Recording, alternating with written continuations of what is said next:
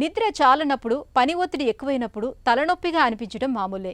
ఇలాంటప్పుడు ఒక cup coffee లేదా టీ తాగితే వెంటనే తలనొప్పి తగ్గిపోతుంది. అయితే తలనొప్పిలోనే మైగ్రేన్ అనే మహా తలనొప్పి ఒకటి ఉంది. తలలో నరాలు చిట్లిపోతున్నాయా, తలపై ఎవరైనా సుత్తులతో బాదుతున్నారా అన్నంతగా వేధిస్తుంది. మరీ ముఖ్యంగా మైగ్రేన్ అనేది మహిళల్లో ఎక్కువగా కనిపిస్తుంది. మైగ్రేన్ బాధల్ని తట్టుకోలేక చాలామంది ఆత్మహత్య ఆలోచనలు సైతం చేస్తూ ఉంటారు. నిత్య జీవితాన్ని దుర్భరంగా మార్చే మైగ్రేన్ గురించిన పూర్తి వివరాల్ని డాక్టర్ని అడిగి ఇప్పుడు తెలుసుకుందాం.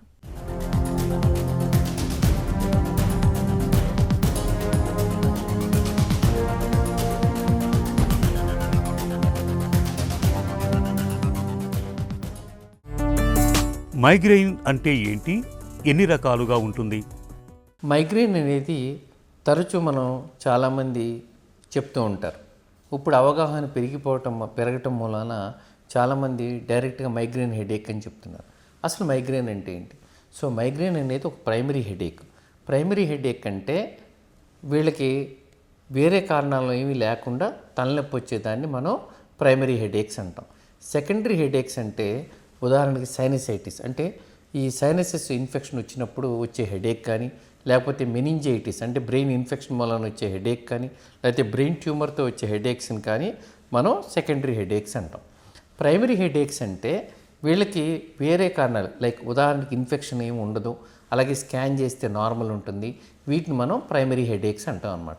ఈ ప్రైమరీ హెడేక్స్లో రకాలు ఉంటుంది. మైగ్రేన్ హెడేక్ అని, టెన్షన్ హెడేక్ అని, క్లస్టర్ హెడేక్ అని, ఇంకా మిగతా హెడేక్స్ ఉంటాయి. సో దీంట్లో మైగ్రేన్ అనేది తరచూ కామన్గా మనం వినే హెడేక్ అన్నమాట. మైగ్రెయిన్ ఎందుకు వస్తుంది, కారణాలేంటి? ఈ మైగ్రేన్ హెడేక్ జనరల్గా ఎందుకు వస్తుంది అంటే జెనెటికల్ కారణాలతో, ముఖ్యంగా ఫ్యామిలీస్లో ఉంటే కనుక వీళ్ళకి వచ్చే అవకాశం ఉంటుంది ఎక్కువ శాతం మందికి. దాంతోపాటు ఎన్విరాన్మెంటల్ ఫ్యాక్టర్స్ కూడా, మిగతా ఫ్యాక్టర్స్ కూడా దీనికి యాడ్ అయినప్పుడు తలనొప్పి వస్తుంది. ఉదాహరణకి ఒక పేషెంట్కి వాళ్ళకి తలనొప్పి వచ్చే టెండెన్సీ ఉంటే కనుక వీళ్ళకి, అంటే ఈ మిగతా హ్యాబిట్స్ వలన, ఉదాహరణకి ఫుడ్ లేట్గా తిన్నా, లేకపోతే నిద్ర సరిగ్గా పోకపోయినా, మానసిక ఒత్తిడి ఉన్నా, లేకపోతే కంటిన్యూస్గా ఇప్పుడున్న మనం ఈ గ్యాడ్జెట్స్కి ఎక్స్పోజ్ అయినా దీని వలన హెడేక్ స్టిమ్యులేట్ అవుతుంది.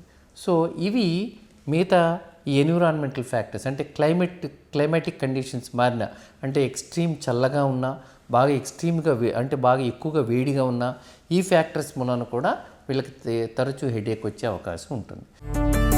మహిళల్లో మైగ్రెయిన్ ఎందుకు ఎక్కువ? జనరల్గా చూసుకుంటే కనుక మైగ్రేన్ అనేది వయసుతో సంబంధం లేదు. చాలామందికి తలనొప్పి వస్తూ ఉంటుంది. అయితే ముఖ్యంగా ఎవరికి ఎక్కువ మందికి వస్తూ ఉంటుంది? 30 సంవత్సరాలు దాటిన వాళ్ళల్లో తలనొప్పి ఎక్కువ వస్తూ ఉంటుంది. అలాగే కొద్దిమందికి యంగేజ్లో కూడా రావచ్చు, ఎక్కువ పెద్ద వయసులో కూడా రావచ్చు. కానీ ఎవరికైనా సరే బాగా ఎక్స్ట్రీమ్ ఏజెస్, అంటే బాగా చిన్నపిల్లలు, బాగా పెద్దవాళ్ళలో తలనొప్పి వస్తే కనుక మైగ్రేన్ అని కంక్లూజన్కి వచ్చే ముందు మిగతా కారణాలు కూడా ఎక్స్క్లూడ్ చేసుకోవాలి. అయితే ఎక్కువ ఈ 30 సంవత్సరాలు దాటిన వాళ్ళలో అది కూడా మహిళల్లో ఎక్కువ వచ్చే అవకాశాలు ఉంటుందన్నమాట. అసలు ముఖ్యంగా ఈ మహిళల్లో హెడేక్ వచ్చే అవకాశం ఎందుకు అంటే వీళ్ళకి హార్మోన్ ఇన్ఫ్లుయెన్స్ మూలాన వచ్చే అవకాశం ఉంటుంది. అంటే మగవారిలో కూడా హెడేక్ వస్తుంది, అయితే ఆడవారిలో కొద్దిగా ఎక్కువ ఛాన్స్ ఎందుకు ఉంటుందంటే వీళ్ళకి హార్మోనల్ ఫ్లక్చుయేషన్ మూలాన వస్తూ ఉంటుంది. మైగ్రెయిన్తో తీవ్రస్థాయి సమస్యలు ఏమైనా ఎదురవుతాయా?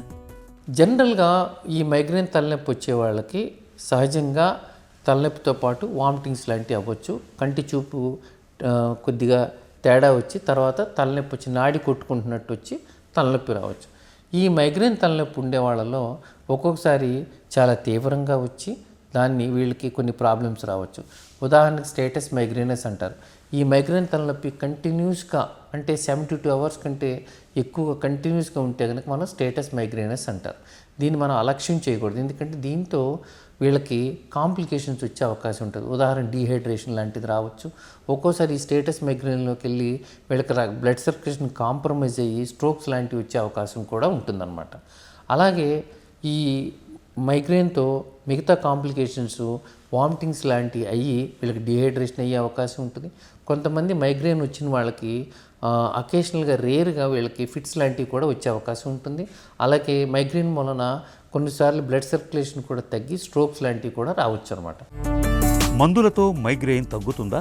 తలనొప్పి వచ్చినప్పుడు వాళ్ళకి సింపుల్ పెయిన్ కిల్లర్స్ లాంటివి వేసుకుంటే కనుక, అంటే పారాసిటమాల్ అని, బ్రూఫెన్ అని అలాంటి మెడికేషన్స్ వేసుకుంటే హెడేక్ వచ్చే దాన్ని మనం తగ్గించవచ్చు. అలాగే మళ్ళీ ఫ్యూచర్లో హెడేక్ రాకుండా ఉంటాకి కొన్నిసార్లు మనం వీళ్ళకి ట్రిగర్ ఫ్యాక్టర్స్ ఏంటో కనుక్కొని ఆ ట్రిగర్ ఫ్యాక్టర్స్ని ప్రివెంట్ చేస్తే హెడేక్ని ప్రివెంట్ చేయగలిగే అవకాశం ఉంటుంది. దానికి తోడు తరచూ తలనొప్పి వస్తుంటే కనుక, అంటే నెంబర్ ఆఫ్ డేస్ పోతాయి, క్వాలిటీ ఆఫ్ లైఫ్ ఎఫెక్ట్ అవుతుంది. కాబట్టి మనం కొన్ని మెడిసిన్స్ స్టార్ట్ చేయాల్సిన అవసరం ఉంటుంది. ఉదాహరణకి వీళ్ళకి బీటా బ్లాకర్స్, సపోజ్ వీళ్ళకి యాంగ్జైటీ ఎక్కువ ఉంది, లేకపోతే బీపీ కూడా దానితో పాటు ఉంటే కనుక కొన్ని బీటా బ్లాకర్ మెడికేషన్స్ పెట్టవచ్చు. కొద్దిమందికి డిప్రెషన్ లాంటిది ఉంటుంది. ఆ డిప్రెషన్ ఉన్నప్పుడు మనం ఎమిట్రిప్టిల్ అని యాంటీ డిప్రెసెంట్ మెడికేషన్స్ ఉంటాయి, నార్ట్రిప్టిల్ అని, అలాంటి మెడికేషన్స్ మనం వాడుకోవచ్చు. సో కొంతమందికి ఫిట్స్ కూడా ఉండొచ్చు మైగ్రేన్తో పాటు. సో వాళ్ళకి మైగ్రేన్లో పనికొచ్చే ఫిట్స్ మెడికేషన్స్ వాడుకోవచ్చు. ఉదాహరణ టోపెరమేట్ లాంటి మెడికేషన్స్, సోడియం వాల్ప్రేట్ లాంటి మెడికేషన్స్ వాడుకోవచ్చు. మైగ్రేన్ ప్రేరేపకాల విషయంలో ఏం చేయాలి? తరచూ తలనొప్పితో బాధపడే వాళ్ళకి, మైగ్రేన్ హెడేక్ వాళ్ళకి మనం జనరల్గా వాళ్ళని ఈ మైగ్రేన్ డైరీ మెయింటైన్ చేయమంటాం. అంటే ఎందుకు వచ్చింది తలనొప్పి ఈ రోజున, అంటే భోజనం లేట్ అవటం మూలన వచ్చిందా, ఈరోజు ఉపవాసం ఉన్నారా, సరిగ్గా నిద్రపోలేదా, లేకపోతే కనుక ఏదైనా డైట్లో అనుకోకుండా ఏమన్నా రెడ్ వైన్ కానీ, అంటే ఇవి కామన్గా కారణం కలగజేసేవి, చాక్లెట్స్ కానీ, లేకపోతే ఏమైనా ఎక్సెస్ కెఫీన్ తీసుకున్నా, లేకపోతే కాఫీ అలవాటు ఉన్నవాళ్ళు ఆ రోజు తాగలేదా. అంటే కెఫీన్కి ఎట్లా ఉంటుందంటే ఎక్కువ కెఫీన్ తీసుకుంటే రావచ్చు, లేకపోతే రెగ్యులర్గా కాఫీ తాగే వాళ్ళు మిస్ చేసినప్పుడు కూడా తలనొప్పి రావచ్చు. అది ఇండివిజువల్ టు ఇండివిజువల్ వేరియేషన్ ఉంటూ ఉంటుంది. అందుకని అది దాని మూలాన వచ్చిందా హెడేకు, ఇలా మనం హిస్టరీలో ప్రాపర్గా తీసుకోవాలి. అలాగే ఎక్కువసేపు వీళ్ళు ఇప్పుడు యూట్యూబ్లు, గ్యాడ్జెట్స్, అలాగే సిస్టమ్ ముందు, కంప్యూటర్ సిస్టమ్ ముందు ఎక్కువసేపు కూర్చుంటాం, ఎక్కువసేపు లైట్కి ఈ సిస్టమ్ నుంచి వచ్చే బ్లూ లైట్కి ఎక్కువ ఎక్స్పోజ్ అవ్వటం, తర్వాత నైట్ షిఫ్ట్స్, తరచూ నైట్ షిఫ్ట్స్ మారటం, ఇలాంటివి ఏమైనా ఉన్నా మనం ఆ హిస్టరీ తీసుకొని దానికి తగ్గట్టు మనం వీళ్ళకి కౌన్సిలింగ్ చేసి వాళ్ళకి హెడేక్ని మనం ప్రివెంట్ చేయొచ్చు. ముఖ్యంగా ఆడవాళ్ళలో పీరియడ్స్ వచ్చే ముందు కనుక తలనొప్పి వస్తుంటే కనుక ఏమైనా హార్మోన్స్ ఫ్లక్చుయేషన్ మూలన వస్తుందో అది కూడా అసెస్మెంట్ చేసుకోవాలి. అలాగే హార్మోన్ ఫ్లక్చుయేషన్ వలన వచ్చే హెడేక్ అయినా సరే వీళ్ళు కొన్నిసార్లు మనం migraine related, menstruation related migrants ఉన్న వాళ్ళకి ఆ టైంలో ఎక్కువగా వస్తూ ఉంటుంది. కాబట్టి అది రాకుండా టెంపరీగా ఈ మెన్స్ట్రల్ సైకిల్ స్టార్ట్ అయ్యే ముందు మనం మెడిసిన్స్ ఇవ్వచ్చు అన్నమాట. అలాగే కొద్దిమంది కొన్ని మెడికేషన్స్ వాడుకుంటే కూడా వీళ్ళకి తలనొప్పి వచ్చే అవకాశం ఉంటుంది. అందుకని వాళ్ళ మెడికేషన్ లిస్ట్ కూడా చెక్ చేయాలి. కొన్ని మెడికేషన్స్, ఉదాహరణ నైట్రేట్స్ లాంటి మెడికేషన్స్, అంటే హార్ట్కి వాడే, చెస్ట్ పెయిన్కి వాడే మెడికేషన్స్ కొన్ని ఉంటాయి. వాటి మూలన కూడా మైగ్రేన్ ఒక్కోసారి హెడేక్ స్టిమ్యులేట్ అవ్వచ్చు అన్నమాట. అందుకని వాళ్ళు వేసుకునే మెడిసిన్స్ లిస్ట్ కూడా చూడాల్సిన అవసరం ఉంటుందన్నమాట. మైగ్రేన్ మొదలైనప్పుడు అది తగ్గే వరకు చాలినంత విశ్రాంతి తీసుకోవాలి. చీకటి గదిలో ప్రశాంతంగా పడుకోవటం మేలు. వెలుతురు, శబ్దాలకు సాధ్యమైనంత దూరంగా ఉండాలి. మైగ్రేన్ బాధలు మరీ తీవ్రంగా ఉన్నప్పుడు డాక్టర్ని సంప్రదించి తగిన వైద్య సాయం తీసుకోవాలి.